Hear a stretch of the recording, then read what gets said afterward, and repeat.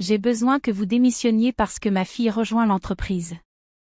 Le matin du 20, le président a déclaré de manière inattendue que c'était mon dernier jour. J'étais choquée et je ne savais pas comment exprimer ma réaction.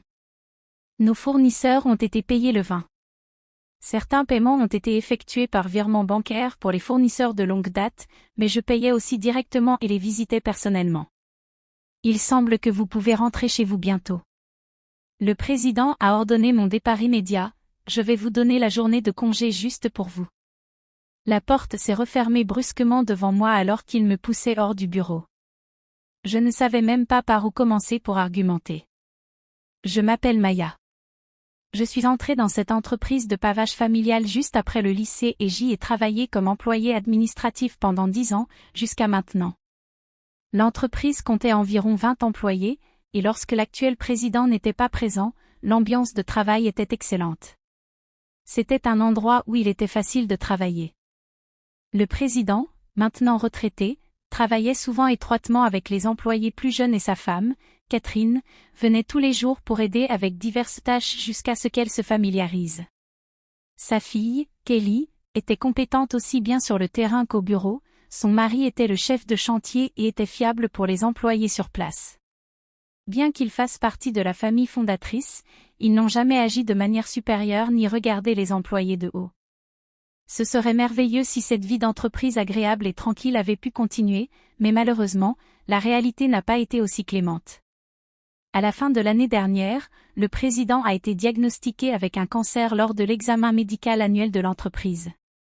Il a décidé de prendre sa retraite en tant que président et a nommé le mari de Kelly, le chef de chantier, comme prochain président. Les employés et moi-même étions tous d'accord. Nous pensions tous que le président devait se concentrer sur son traitement et nous lui souhaitions une longue vie. Cependant, tout à coup, le fils aîné du président, Weber, est apparu avec sa famille. Je ne savais pas d'où il avait entendu la nouvelle. Il s'avère que le président avait un autre fils en dehors de Kelly. Weber avait été déshérité il y a environ 30 ans, et je ne le savais pas. Selon les employés plus âgés, Weber était un fauteur de troubles dans sa jeunesse et se retrouvait souvent en conflit avec la police. Chaque fois qu'il causait des problèmes, le président et Catherine allaient s'excuser. Après avoir abandonné le lycée, il s'est impliqué dans le marketing multiniveau et des activités frauduleuses, ce qui a finalement conduit le président à le déshériter. Bien qu'il ait été éloigné pendant longtemps, Weber est apparu un jour en demandant à son père « Papa, j'ai compris mes erreurs, s'il te plaît, pardonne-moi. » J'étais choquée de voir cela dans notre petite entreprise, où le bureau du président et la salle administrative ne faisaient qu'un. Weber a exprimé le désir de se réconcilier et de travailler dans l'entreprise, mais son passé rendait difficile de croire en sa sincérité. Après avoir été déshérité, j'ai présenté mes excuses à tout le monde, mais j'ai demandé qu'on donne une autre chance à Weber, a déclaré le président en implorant tous les présents. Kelly et les employés plus âgés connaissaient le passé troublé de Weber et ne pouvaient pas entièrement se réjouir, mais ils ne pouvaient pas non plus refuser la demande sincère du président.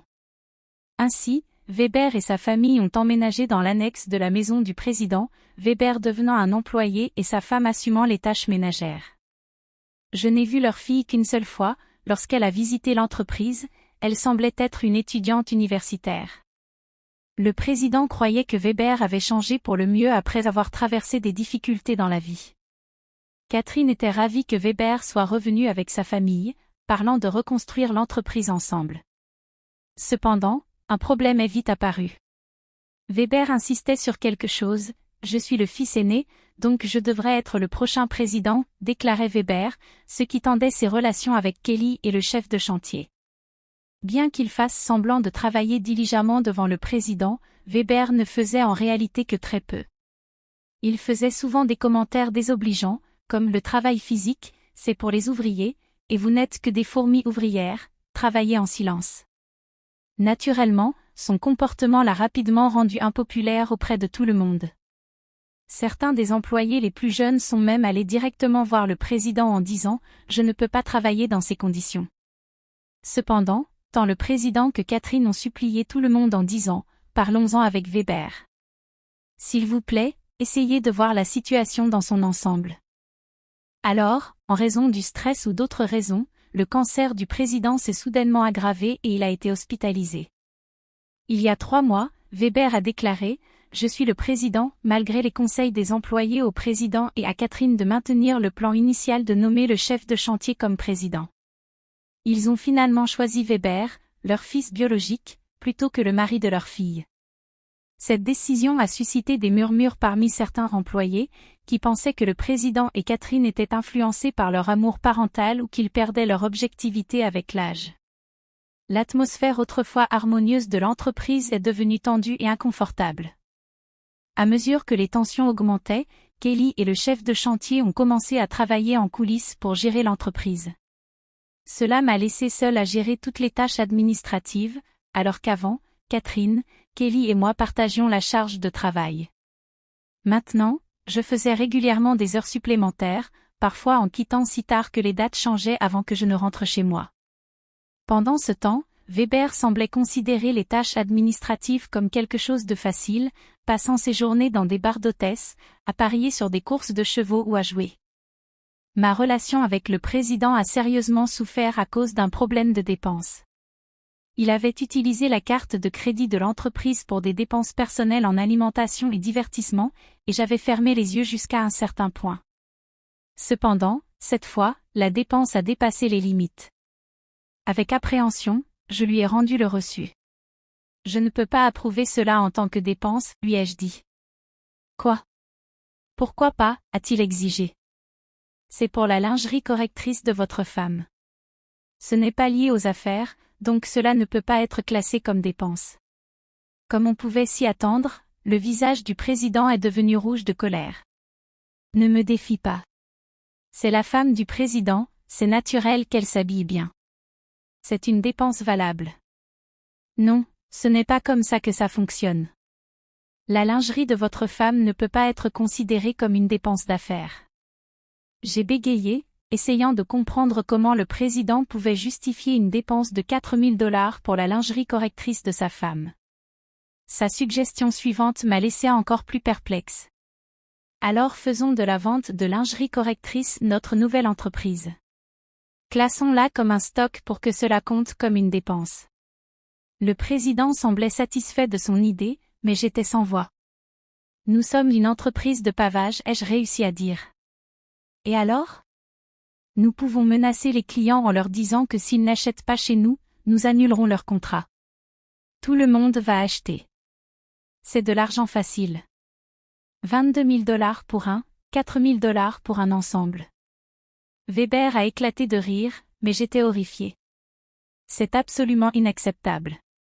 Cela nuira à notre crédibilité, ai-je répondu avec colère. À partir de ce moment-là, je suis devenue la cible du mépris du président actuel. Jour après jour, je supportais son mépris constant. La situation est devenue si difficile que j'ai envisagé de démissionner à plusieurs reprises. Cependant, j'ai continué à supporter et à travailler, motivé par ma loyauté envers le président, qui m'avait toujours soutenu, et par ma préoccupation pour l'équipe, qui aurait des difficultés si je partais. La vérité était que je ne pouvais pas perdre mon emploi subitement. J'ai décidé de tenir bon jusqu'au bon moment pour partir, mais alors, de manière inattendue, j'ai été licenciée. Si je démissionnais brusquement maintenant, cela causerait des problèmes pour nos clients, me suis-je dit. J'ai pris une profonde inspiration, rassemblé mon courage et l'ai affronté. Je ne peux pas faire ça. Je ne peux pas simplement partir sans un préavis et une transmission appropriée. Même votre fille ne serait pas capable de gérer la charge de travail. De plus, aujourd'hui est le jour où nous devons gérer les paiements, ai-je dit d'une seule traite, m'attendant pleinement à ce que le président explose de colère. Comme prévu, le visage de Weber est devenu rouge de colère. Tais-toi. Je t'ai dit de démissionner parce que ma fille rejoint l'entreprise. Aujourd'hui est ton dernier jour. Après le paiement, laisse-les attendre jusqu'à ce qu'ils viennent récupérer. Il n'est pas nécessaire de payer à l'avance. Excusez-moi, n'est-il pas normal de payer pour quelque chose dès qu'on l'achète? J'étais choquée et j'ai expliqué patiemment, comme si je parlais à un enfant. Mais le président a répondu quelque chose de si irrationnel que je ne pouvais pas croire qu'il était sérieux. Si c'est le cas, menace-les simplement de changer de fournisseur. Dis-leur que nous ne paierons pas cette fois-ci, alors ils doivent nous le donner gratuitement. Quoi? Ce n'est pas quelque chose que nous pouvons faire, n'est-ce pas? J'étais tellement stupéfaite que je n'ai pas trouvé les mots justes pour répondre. Tu es complètement inutile. Ma fille a un diplôme universitaire, elle peut gérer facilement le travail de bureau. En tant que membre de la famille, elle ne remettra pas en question mes dépenses comme tu le fais. Tu parles mais n'agis pas. Nous n'avons pas besoin de quelqu'un comme toi dans notre entreprise. Par maintenant, le président a raillé. Il était clair qu'il avait l'intention que sa fille s'occupe de la comptabilité pour pouvoir justifier ses dépenses personnelles en tant que frais professionnels. Oh, c'est ainsi? Souviens-toi simplement que je ne regrette rien, ai-je répondu. Les mots étaient futiles à ce stade, ma patience s'épuisait. J'ai rapidement rassemblé mes affaires et quitté l'entreprise, ressentant de la peine pour nos clients. J'ai appelé Kelly, bien que je sache que Catherine et Kelly étaient occupées avec le président. C'était urgent. J'ai tout expliqué et confié la suite à Kelly. Après avoir quitté l'entreprise, je me suis retrouvée sans rien à faire. Être licencié sans préavis violait clairement les lois sur les normes de travail. Si je dénonçais cela au bureau des normes de travail, l'entreprise aurait des ennuis. Comme notre entreprise faisait partie du système de paiement des petites et moyennes entreprises, je pouvais réclamer mon indemnité et un mois de salaire. Ce système soutient les petites et moyennes entreprises qui ne peuvent pas se permettre l'indemnité par elles-mêmes. Je n'avais pas besoin de me presser, car je pouvais faire ma demande dans les 5 ans suivant ma date de retraite, et le bureau des normes de travail avait un délai de prescription de 2 ans. Avec mes habitudes professionnelles, j'ai planifié les procédures nécessaires et le calendrier pour ma retraite. J'ai décidé que je pouvais me détendre pendant au moins une semaine. Dernièrement, j'avais travaillé des heures supplémentaires et les week-ends sans arrêt, sans avoir de temps pour moi à la maison. Il y avait beaucoup d'endroits que je voulais visiter une fois installé, alors j'ai choisi de faire une excursion d'une journée à la plage pour une pause revigorante. Après m'être amusé à la plage, j'ai vérifié mon téléphone dans le vestiaire et j'ai trouvé plusieurs appels en absence, des emails et des messages vocaux. Parmi eux, l'email de Kelly a attiré mon attention. Il disait que le processus de paiement s'était déroulé sans problème et que tout était en ordre. J'ai ressenti un soulagement, malgré le licenciement brutal par le président.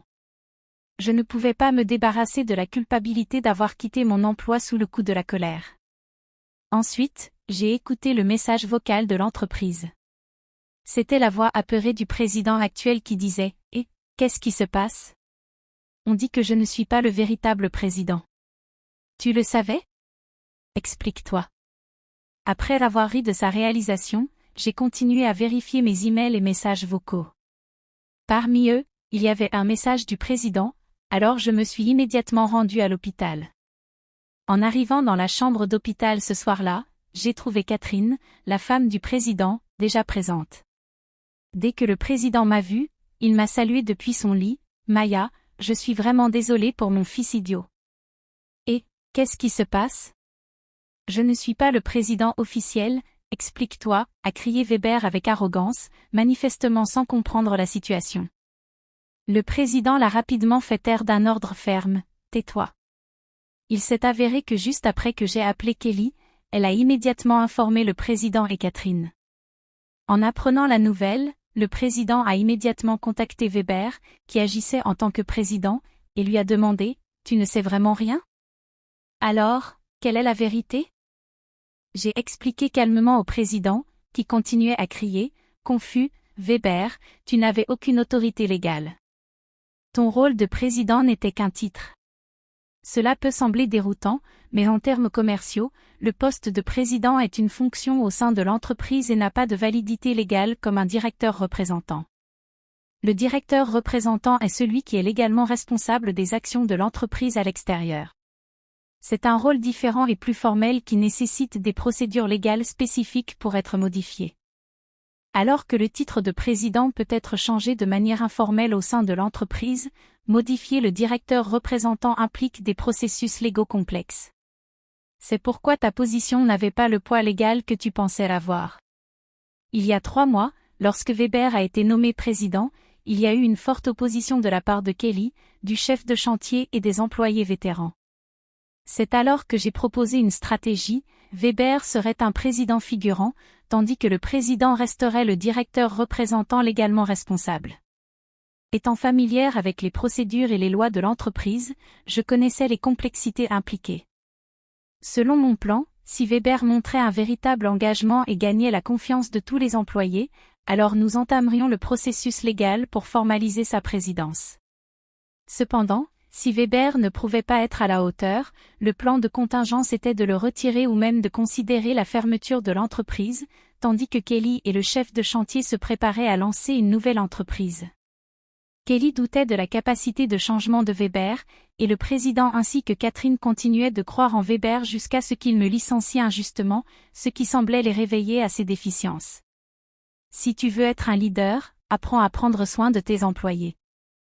Je te l'ai déjà dit à maintes reprises, a souligné le président. Weber a rétorqué, ce n'est pas une grosse affaire, n'est-ce pas? On ne peut pas simplement s'occuper des procédures maintenant? Non, ce n'est pas possible, a expliqué le président. Notre entreprise offre des actions aux employés qui le souhaitent et beaucoup d'entre eux possèdent des actions. Maya possède 10%, ce qui fait d'elle une actionnaire importante. Nous ne pouvons pas ignorer son avis, et les autres actionnaires ne te soutiendront pas non plus. À mesure que l'actuel président commençait à comprendre la gravité de la situation, son visage pâlissait. Quoi? Je n'ai aucune action.